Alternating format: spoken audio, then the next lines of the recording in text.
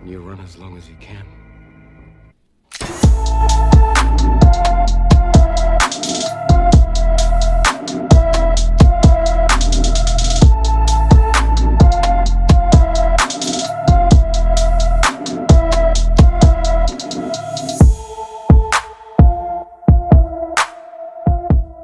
Halo kawan, dimanapun kalian berada, gimana kabarnya?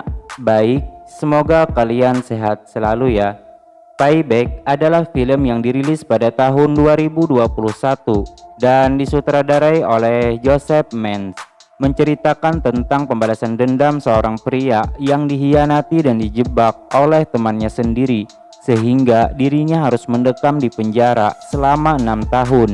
Dan tidak perlu berlama-lama lagi, berikut alur cerita film Payback.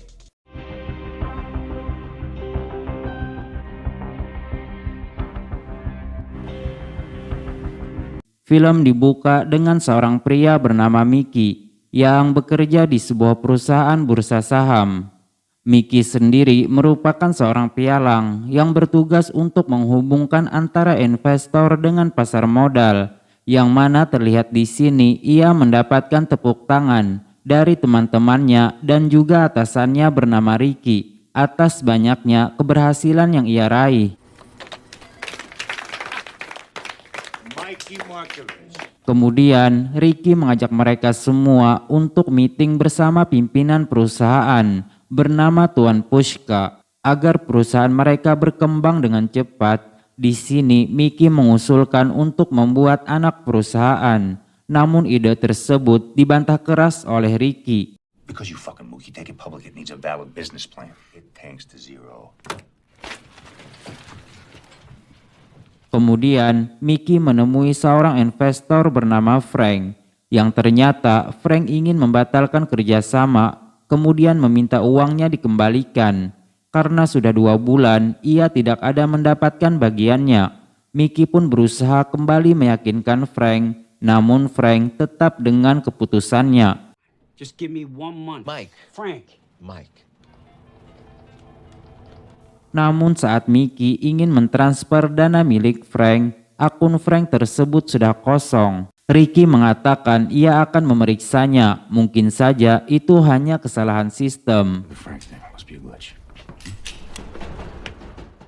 Sepulangnya dari kerja, Mickey membawa istrinya yang bernama Judy berkunjung ke rumah neneknya.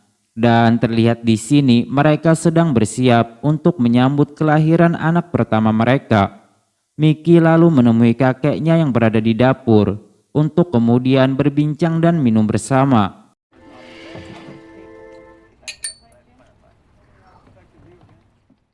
Keesokan harinya, Ricky menugaskan Mickey untuk pergi ke Los Angeles menemui seorang pengusaha bernama Slava yang ingin bekerja sama dengan mereka. Judy pun sempat melarang kepergian Mickey karena mengingat sebentar lagi ia akan melahirkan. Namun Mickey mengatakan bahwa kesempatan ini tidak akan datang 2 kali. I turn this down now, it might not come again.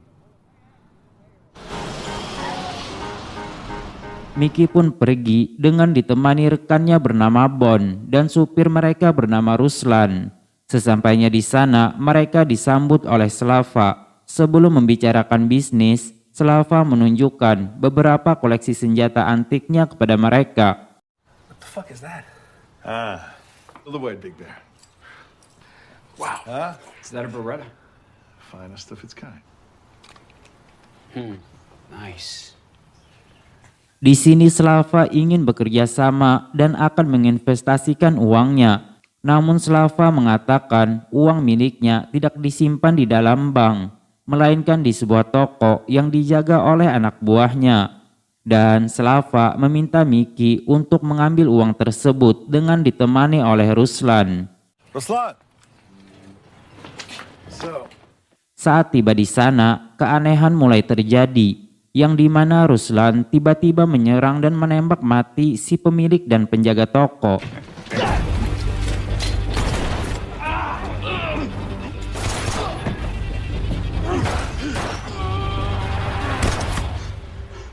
Mickey pun bergegas membawa Bon yang terluka pergi ke rumah sakit. Namun Bon tidak bisa diselamatkan. sedangkan Mickey ia menjadi tersangka.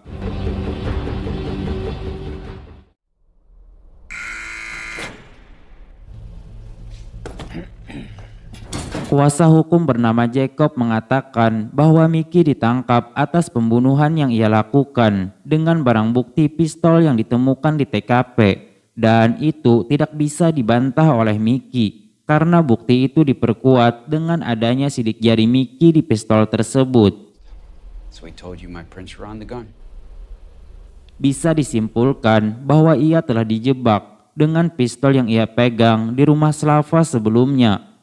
Jacob juga mengatakan ia akan dihukum maksimal 10 tahun dan akan dibebaskan dalam waktu 6 tahun jika ia berperilaku baik. Singkat cerita, 6 tahun sudah berlalu, Mickey pun dibebaskan, yang mana terlihat di sini sudah ada kakeknya yang bersiap menjemputnya. Kakeknya mengatakan bahwa anaknya kini sudah besar dan ia bernama Lana. Setibanya di rumah, ia disambut oleh anak istrinya. Judy pun mengatakan kepada Lana bahwa ini adalah ayahmu. Namun terlihat di sini Lana sedikit canggung dengan Mickey.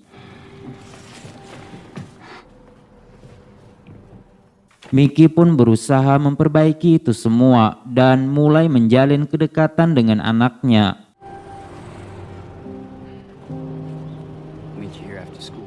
Sepulangnya mengantar Lana ke sekolah, temannya bernama Lenny mengunjunginya dan memberikannya beberapa uang, berharap Mickey bisa bangkit kembali.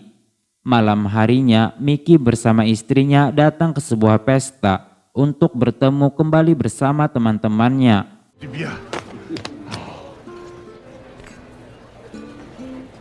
Hey, Ricky. Namun Mickey terus terbayang-bayang dengan kejadian yang menimpanya 6 tahun yang lalu.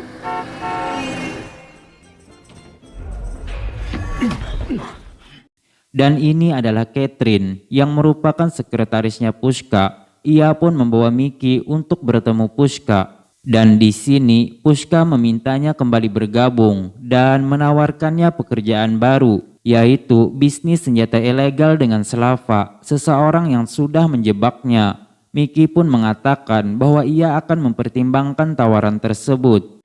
We'll find you something better. Mickey sendiri ternyata sudah mengetahui bahwa Ricky telah bekerja sama dengan Slava untuk menjebak dirinya. Namun istrinya meminta kepada Mickey untuk memulai kembali dari awal dan melupakan semua yang sudah terjadi. Karena selama Mickey di penjara, Ricky lah yang banyak membantu mereka. Dan ia tidak ingin jika Ricky berakhir di penjara lagi. I am begging you to let this go.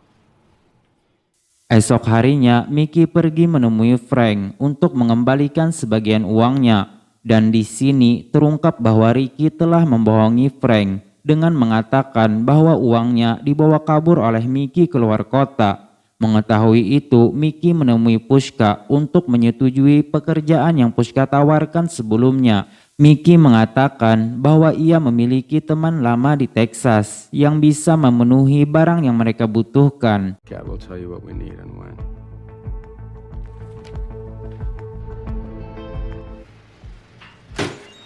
Pria ini bernama Tito, yaitu seorang penjual senjata ilegal yang berkedok pabrik kain. Dust cover, magazine release. It's military grade. Mickey juga meminta Tito untuk menemaninya membawa senjata itu ke Los Angeles dengan bayaran $5.000.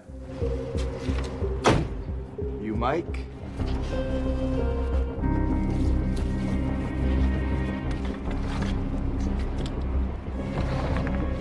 Setelah melakukan transaksi, ia pun membayar Tito, lalu mengatakan bahwa ia akan pergi menemui teman lamanya yang ada di sini. I'll get a rental. Gotta see an old friend. Yang ternyata ia pergi untuk mengintai Slava, namun tiba-tiba ia dihadang oleh anak buah Slava yang kemudian membawanya ke sebuah gudang.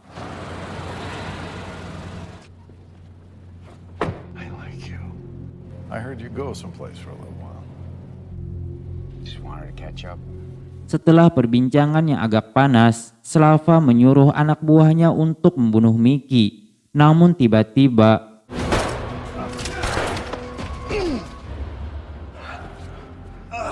ternyata itu adalah Tito yang mengikutinya.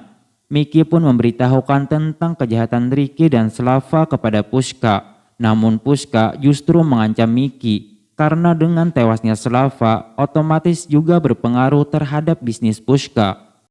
It won't end well. Get the fuck out. Malam harinya terlihat sebuah mobil sedang mengintai rumah Mickey. Mickey pun langsung menemui dan mengancamnya dengan pistol. Yang ternyata dia adalah orang suruhan Ricky. Kemudian Mickey menyuruh pria ini untuk membawanya menemui Ricky.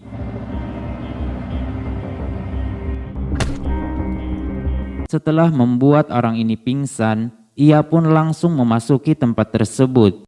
Dan di sini terjadi pertarungan antara mereka hingga akhirnya Ricky tewas dengan tertembak.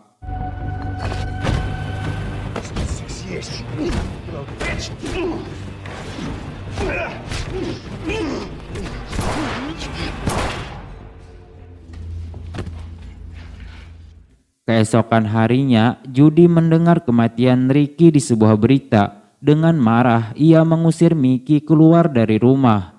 Get out! Dude, what the fuck? Kemudian Mickey menemui kakeknya untuk berpamitan. Ia mengatakan bahwa akan bersembunyi sementara waktu. Namun tiba-tiba anak buah Pushka datang mengepung mereka.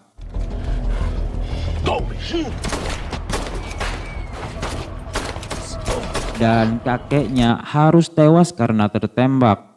Ketika di pemakaman, Judy datang menemuinya. Ia memberitahukan bahwa tadi malam Pushka bersama anak buahnya datang ke rumah mereka. Kemudian mengancam dirinya dan juga Lana. Judy pun mengatakan bahwa ia akan pergi bersama Lana dan meminta Mickey untuk tidak lagi mencari mereka. It's over.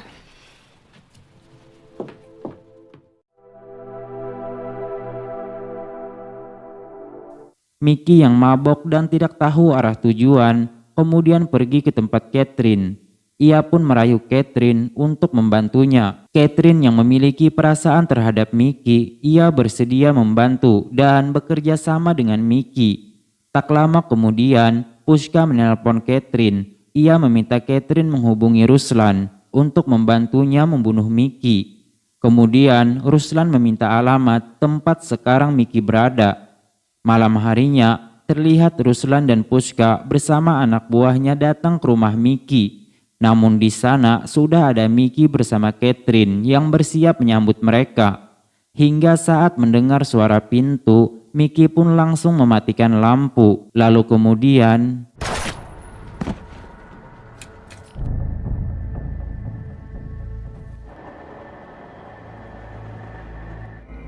You run as long as you can.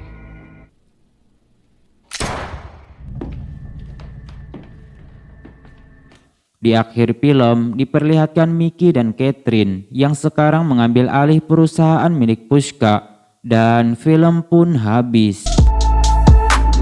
Oke kawan, itulah tadi alur cerita film Payback 2021.